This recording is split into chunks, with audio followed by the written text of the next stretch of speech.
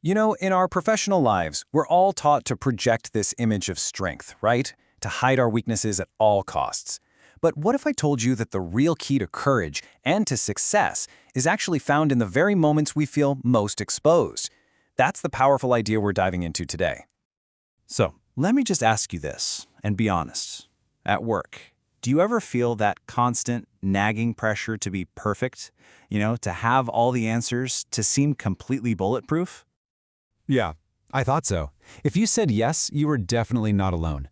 This pressure, this need to be perfect before we step into the arena, before we launch that business or ask for the promotion or even just share a new idea, it keeps us stuck. It keeps us on the sidelines, and we end up sacrificing huge opportunities and wasting our own unique gifts. So where in the world does this intense pressure even come from? Let's break that down for a second. Well, it really stems from this widespread cultural message, one that's kind of whispering in our ear all the time. You are never enough, never smart enough, never successful enough, never certain enough. Sound familiar? There's actually a name for this. It's called scarcity. It's this constant feeling of just not being good enough. And when you're in a professional environment that's run by scarcity, the default emotions become fear, comparison, and blame. I mean, what an exhausting way to work and live, right? But what's the engine driving all of this? What's the emotional core that really paralyzes us and keeps us from moving forward? Well, the research is crystal clear on this one. The root of this fear, the one thing that keeps us from really putting ourselves out there, is shame. It's that deep, gut-wrenching worry about what other people are going to think of us if we try something and it doesn't work out. And let's be super clear about what shame actually is. It is not guilt. Guilt is about our actions. I did something bad. Shame is the intensely painful feeling that we are bad, that we are fundamentally flawed, and because of that, we're not worthy of connection or belonging. It's a threat to our very identity. So, naturally, we want to protect ourselves from that awful feeling. And our culture teaches us a very simple rule. Avoid being vulnerable, because vulnerability is weakness. But here's the big idea that turns everything on its head. That's a total myth. The truth is the exact opposite. Vulnerability isn't weakness. It is the birthplace of courage. And this brings us right to the heart of it all. Embracing our vulnerability isn't the problem, it's the solution. This idea was captured perfectly way back in 1910 by Theodore Roosevelt. He said, "It is not the critic who counts, not the man who points out how the strong man stumbles or where the doer of deeds could have done them better." And he goes on, "The credit belongs to the man who is actually in the arena, whose face is marred by dust and sweat and blood, who at the worst, if he fails, at least fails while daring greatly." And that phrase right there, daring greatly, that's everything. It's about choosing courage over comfort, every single time. So here's the crucial point.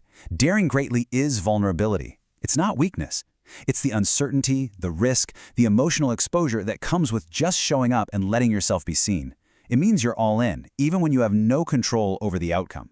And you know what? It's the only path to real innovation, creativity, and true connection. Okay, so that all sounds pretty good in theory, right? We get the what and the why. But how do we actually do this? How do we practice daring greatly in our day-to-day professional lives? Well, first things first, we have to recognize our defenses. When we feel vulnerable, we tend to put on what's called vulnerability armor. We think it's protecting us. But here's the twist. That armor is the very thing holding us back.